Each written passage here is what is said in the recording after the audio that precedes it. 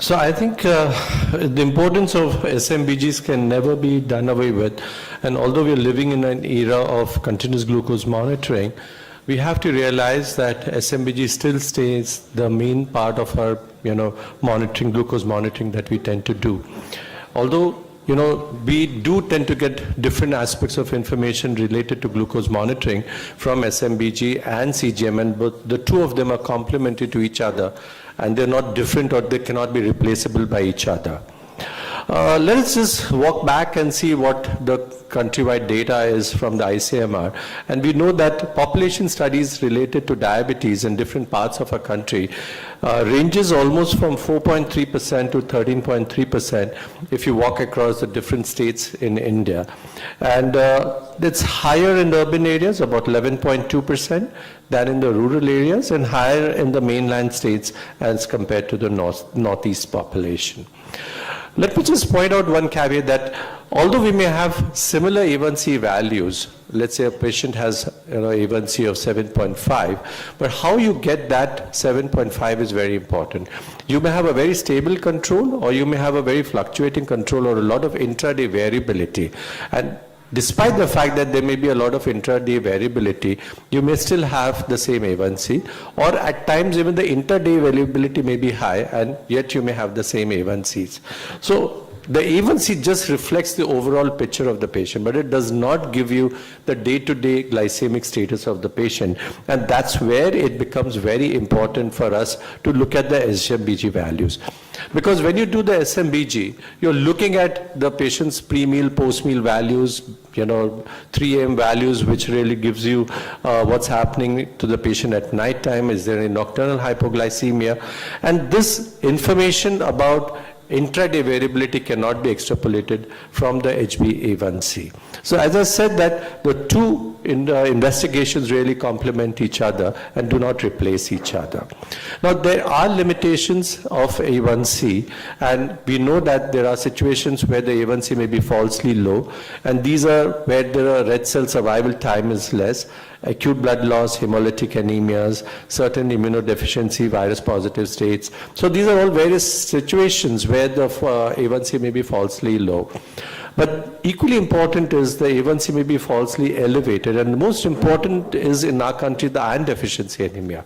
We know that a large part of our population tends to be iron deficient, and you've got to be extremely careful when you interpret A1C under the situation.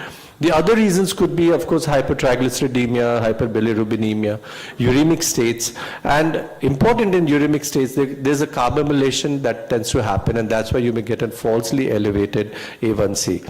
And we don't have a better alternative to A1C as of now for monitoring purposes because of lack of standardizations. And that's why we still tend to fall back on A1C for monitoring purposes. And there could be situations where the A1C may be, increased or decreased, and these could be hemoglobinopathies, or where there's an increased erythrocyte turnover, and in situations where you need to give blood transfusions. As I just mentioned, that the SMBG tends to complement, and what we mean to, let me just put in simplistic terms. When you're looking at the SMBG value, you're looking at that point what the blood glucose is representing. So it gives you a real-time measure of the blood glucose at that point, and it often helps us to see how a particular meal is sort of, altering the blood glucose status of a patient. And that will help you to sort of organize your meal patterns. Also, it helps us to tell us that if there are different times of the day, if you're doing multiple monitorings in the day, then which is the point of the day that you have a hyperglycemia or a hypoglycemia, and you can probably alter your medications accordingly to decide that what should be the change that you need to do. And this is more valid when you're using insulins for the patient. It helps us to really organize the insulin dosing and the type of insulin that you use for the patient. And it gives you an opportunity to fine-tune the therapy that helps you to keep the blood glucose in a very narrow bandwidth rather than with very wide fluctuations. So what is structured SMBG? It's basically the monitoring of glucose with the right frequency, right time, and with the right situation. And that's what is important to get the most productive output of monitoring in SMBGs. So it's really not just a fantasy that you tell a patient, do twice a day or 3 times a day. And very often patients come to us with charts which either the patient has done only a fasting glucose or has done a random glucose in a day. And you have all kinds of charts that come to you. And that's really uninterpretable because you don't know what you need to do out of that chart at all to make some decision making. So you have to tell the patient how a glucose monitoring needs to be done, right? So the structured blood glucose testing is you predefine the time points and the situations in a proper frequency. And often the way that you do this will generate a very reliable and medically relevant blood glucose information, which will support your therapeutic decisions. And as I said, that the SMBG and the CGM may complement, and I'll show you situations where this complement helps you to make decision making when you want to alter the treatments of the patient.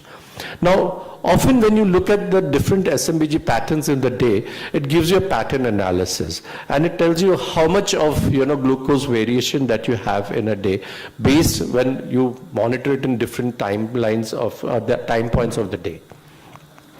So structured blood glucose testing and pattern analysis are tightly connected parts of therapeutic decision-making process.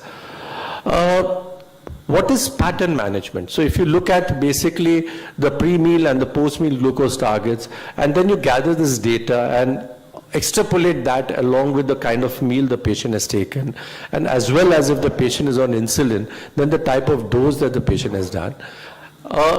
Combine it with, of course, looking at the activity levels of the patient, the schedule, the emotional stresses.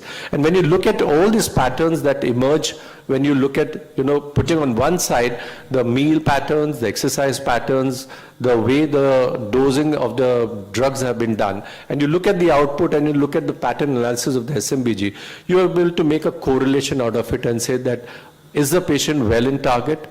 Or what needs to be altered in the pattern so that you can get the appropriate A1Cs. So as Manoj in his earlier talk had pointed out, there could be situations where you have high A1C and the point of care testing may be bang normal. And there could be situations where your A1C may be normal and your point of care testings may be very high and you don't know what is going wrong. And unless you do a CGM, you will not be able to make out that is the patient well in control or badly controlled. And the only way to do that is either you do a CGM or you do multiple point analysis of SMBG and you do it in a structured manner to get a more constructive output where you can see the fluctuations happening for the patient. Then you obviously look at what are the influencing factors and then you take the appropriate action. And then of course you re-evaluate and see that whatever action you have taken, has it made an impact to see that, whatever the action is, has it translated into better control in any kind of a way. So we know that when we treat patients with diabetes, you start, of course, with diet, exercise, oral agents, and obviously, at some point of time, you need to think of intensification of therapies, and this may be with injectable therapies or escalation of the oral therapies. Either you do a dual therapy, triple therapy, and at some point of time, of course, you move the patient onto insulin, and there could be various ways that insulin deliveries can happen, and you, of course, have to look at the patient and decide the pattern of insulin delivery that you need to give the patient. Now, where is the situation in India? If you look at the SMBG International Working Group, and they conducted a survey to study the SMBG testing in 13 countries, including India.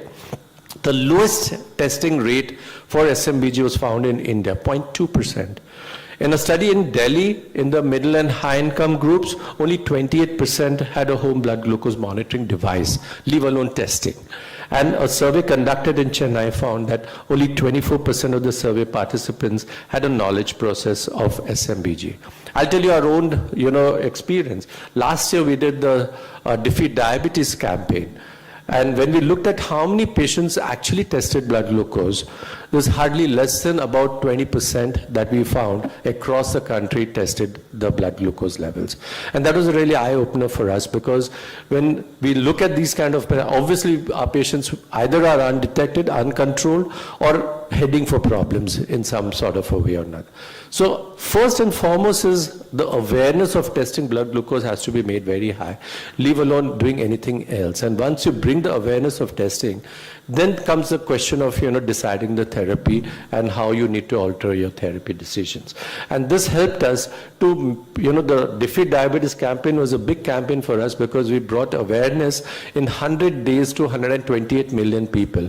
And we sort of, as a part of the campaign, tested 1 million people in one day, which brought us into the Asia Book of Records. The exercise was not to get into the Book of Records, but the exercise was how can we make awareness about blood glucose testing much better in the wider population so that, people do recognize the need for testing their blood glucose. Very often patients are undiagnosed and they may be harboring diabetes. It's only on a casual examination for some reason that they find that they have diabetes, and then, the necessary action starts. And from various studies, we've seen the importance of early testing, diagnosis, and starting therapy so that you can prevent future complications from happening.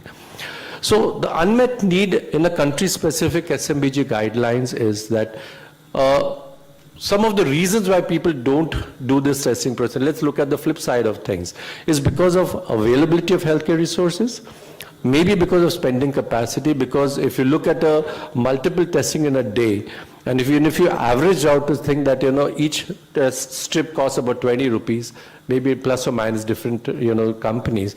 And if you say, I want to test 5 times a day, that's almost about 100 rupees a day that somebody has to spend on only glucose testing. So you have to optimize your resources and then decide what should be the frequency and how often you need to do the testing so that you can get meaningful information about the SMBG to take the necessary action. So it shouldn't be just an exercise where patient does the blood glucose testing, comes to you with charts, and you take no action on it. It's a colossal waste of money that you're really doing. So those charts should give you some interpretation to change something for that patient which will make him in a better target goal as such. And obviously education makes a very important, part of this entire treatment. And you have to answer the patient the need for testing. And if you don't educate your patient back, you will be sure that this patient is going to come back to you with blank charts or very badly managed charts, which is really going to be of no value to you in any kinds of way. We were part of this RSSDI consensus guideline on SMBG, which we brought out about 2 years back. We are now, of course, coming out this year with a new guideline from the RSSDI. This was only on SMBG, now we're broadening the scope of the guideline to encompass the entire glucose monitoring because we have now moved beyond SMBG to a lot of other ways. So the new guideline probably by the end of the year should be available from we were part of, I think Manoj is here and all of us have been part of this writing of the SMBG guidelines for RSSDI. What we did recommend was the way we need to test blood glucose in the guideline, how often that you need to do in different clinical situations. So patients on type 2 with oral agents, on insulin plus oral agents, type 1s, basal insulins, premix, elderly patients, pregnancy. So we sort of charted out the frequency of blood glucose testing in these sort of situations so that we can educate our patients and probably make more meaningful decisions if you do in a proper structured manner the SMBG testings. You have to remember that despite all the advances in diabetes therapy that we have a huge number of oral agents that we have got, the entire spectrum of insulins that we have got, and a lot of delivery systems that we have got now. So it's very hard that if you optimize the resources in the right manner, that you can't control a patient to the target goal and the way you would like it to be as per recommended, recommendations of different societies. But yet, more than 75% of our patients with diabetes in India have poor glycemic goals. Our national average of HbA1c is 9%. That's the true fact, and different studies have proved this. And we need to really sit back and analyze and see why are we not getting to the goal and why only about less than 20% of our patients are at goals of less than optimum goals of less than 7%. So our national average being 9%, sometime back we said, can we reduce the national average by just 1%? And from the UKpedia study, we know the benefits of just 1% reduction, how it translates into benefits. So we said, let alone leave the fact that we want to get to less than 7%. Let's just bring from 9 to 8%, and maybe we'll be able to get better targets in terms of reduction of complications related to diabetes. One of the drivers of poor control was, of course, clinical inertia, and we keep talking about it all the time as a main reason for suboptimal glycemic control. And what we do realize is there is an inertia on part of the doctors, the patients, and very often the doctors do not intensify therapies, initiate first and intensify at the same time. So if you're not following the rules properly, the patient often comes to you for the first time. You look at the patient, the A1C targets are high, you start the therapy. The patient comes back to you after 3 months, there's a marginal improvement, the patient is not at goal. You say just continue the same treatment plan. The patient doesn't turn up to you for 6 months. And then you say, he comes back to you, you say, okay, you're fairly okay, make some changes. But at no point of time do you see the patients getting to the goal or the aggression being on part of the doctor or on part of the patient. So obviously, we have to gear up. The patient-related inertia comes from education and counseling. But whereas the doctor-related inertia is something that we all are aware the benefits of diabetes control. And unless we gear up to say that we need to pull up our socks and say that, no, you have to do this, we need to have teams which will do the task of following up the patient. Unfortunately, in our country, the doctor is rolled up as a medical professional, educator, nutritionist, and everything. And they're wearing multiple hats for the patient. And that doesn't work. We need to build teams, and we need to build teams so that patients can be, properly followed up in different areas. Because we know the impact of nutrition, activity, weight, change, all this that has an impact on the glucose. It's not just about drugs that we're really talking about. And that's what is going to translate into better controls. So the inertia, a large part of it comes from our own lack of resources or lack of knowledge, or just the fact that we're not motivated enough to see that, are we doing for the right. The inertia at times comes from the fact that we're not ready to escalate the patient from oral therapies to insulin therapy. And that's very sad, because we know the need that is required, that if the patient is getting 3 or more oral drugs, this patient is not going to be at goal. It's time that you start the patient on insulin therapy, and yet we don't want to lose the patient, and we keep the patient suboptimally controlled. So, as I said, that 50% of our healthcare reasons professionals tend to be inertia. Approximately 30% are due to patient-related inertia factors, and probably 20% are process or system-related inertias that we really talk about. So the connected blood glucose systems now are probably a way that we may have a solution. May not be the best solution, but probably a more practical solution. And when you look back, as I said on the charts, the challenges were the time and the difficulty in consuming and analyzing the data, because they were never properly entered in. The loss of logbook is very important. Patient just said, I lost the chart. Now you're blank. You don't know what to do. Or very often the charts are filled up in the most illegible manner. Or, there, as I said, that patients do tend to have gaps in their testing, and that really doesn't have any kind of a meaning to you. Or it's just a literacy problem that the patient may have and may not be able to really chart it properly and may be able to, manage the diabetes. So the benefit is digitalization. Today, everything is, healthcare is having digitalization. And today in the digital world, there are definite benefits that we're really looking at. So we have to accept digitalization because it is probably structuring the healthcare in a more meaningful manner. It's probably complementing our own way of working with digitalization and improving the efficiency of the system. So when you digitalize the SMBGs, you get a dashboard of complete summary of the day. You can do pattern detections on the connected meters. You can understand the graphics that are there, when is it highs and lows for the patient. You can often interpret that and make the changes in the treatment and see the fallout of that. So if you look at, I'm just taking to the CGM, and very often when you've got the AGPs that are there and you put the AGP for the patient, look at the patterns for the first 3 days, make the changes in the insulin, and then you relook it after 3 days or 4 days, and you see the changes in the highs and lows, you know that you have done a better job in terms of detection of, what or changes in the treatment that you want to make in terms of your dosing or the type of insulin that you're doing. So it does have an impact in better control. And probably after all this, you may be able to track a better estimated A1C values from the connected glucose meters, and if you're looking at multiple A1C, multiple SMBG points of the patient. So we now come to more of integrated personalized diabetes management. It's an interventional approach which consists of, different digital tools which are collecting together to see how best you can make treatments more meaningful. It brings together physicians and patients in a collaborative and therapeutic decision making. Remember, it can never be a one-way sort of conversation between the patient and the doctor. You need to have a bidirectional relationship, and you need to understand the patient and yet give the advice in the best possible manner which is suitable for the patient, and this helps you to do that. And it sort of incorporates 6 defined steps which sort of which is required for diabetic care processes, and it is ideally adapted to the patient's unique circumstances. And what are these 6 areas? We talk about structured assessment and training.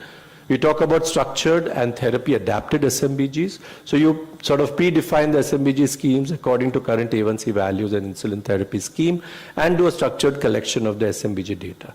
Then you do a proper structured documentation. So you download and process the SMBG data and generate a structured SMBG reports by connecting the dots of different tested blood glucoses, and you can then put a pattern analysis to it. And then, of course, based on the pattern analysis, you can do personalized treatment, and then you assess the treatment effectiveness and assessment of the patient. Okay. This now, with the current ways that we've got digitalization, we've got through Bluetooth connectivity between the testing meters and your iPhones or Android phones. And then, of course, you can sort of real-time transfer the data from the meters into the phone, and that can be stored, and then the patient can come back to you with all the data, and you can make some interpretation out of it. So the connected glucose meters, they provide a friendly visualization of blood glucose trends, the time spent in range, the time spent in hypoglycemia, the cloud storage of all this data so you can retrieve it at any point of time, and ability to email the digital blood glucose diary to the physician's office along with the entire storing of the information. So it has a reproducibility, and you can store it and often use it for comparative purposes or transfer it to the doctor even if you're in a distant location, so that the doctor can make the best decision for you. The IPDM gives you the benefit of improvement in time and range, and now we not only talk about SMBG and continuous glucose monitoring as matrices, so we also talk about A1C, SMBG, and time and range. So all these 3 now complement each other, because we know that need to have more than 70% of the time in a day when somebody should be in time and range to have a better effective control. And this helps us to collect, integrate, and analyze disease-relevant data points to support the decision for the doctor and delay disease progressions. This is a very good paper that came out on IPDM and the results of the PDM Pro Value Study program. And what did they look at is 907 patients, 51 practices in 12 months. And they looked at the 6 points of structured and therapy adaptive glucose monitoring, documentation, collaborative review, personalized treatment, assess effectiveness and needs. And the net result of all this was there was a reduction in A1C by 0.5%, reduction in hypoglycemia events by 8%. The patient satisfaction was 12.2 on the DTSQ rate. The adherence went up by about 20%, and the satisfaction quotient with IPDM guided therapy was improved, and it gained 0.52 life years and 0.287 quality of associated life years per patient. So the net value of integrated personal diabetes management for the healthcare professional was it overcomes errors in therapeutic objectives. It initiates adequate treatment in a timely manner. It manages to intensify treatment until the therapeutic goal is achieved. From the patient's point of view, it increases the health literacy by better patient involvement. It improves doctor-patient communication, and it gives more confidence in the doctor. And from the healthcare system point of view, the better routines for monitoring treatment outcomes, better decision support, and support with administration of databases of the patient data. So I'll end up my talk with the take-home message that patients with diabetes are heterogeneous in their clinical features, and there is a clinical need for personalized diabetes management that covers several issues. Implementation of IPDM, which brings together physicians and the patients with type 2 diabetes in joint decision-making, results in significant improvements in glycemic control. By providing a more systematic overview regarding diabetes data for physicians and patients, the IPDM triggers timely therapeutic actions, and the combination of an easy-to-implement approach with connected meters, structured SMBG, and integration of a software solution shows the potential of IPDM to improve clinical outcomes for a large and growing group of patients with type 2 diabetes treated with insulin and may help to overcome clinical inertia. Doing now what the patients need next is what is very important. Thank you very much.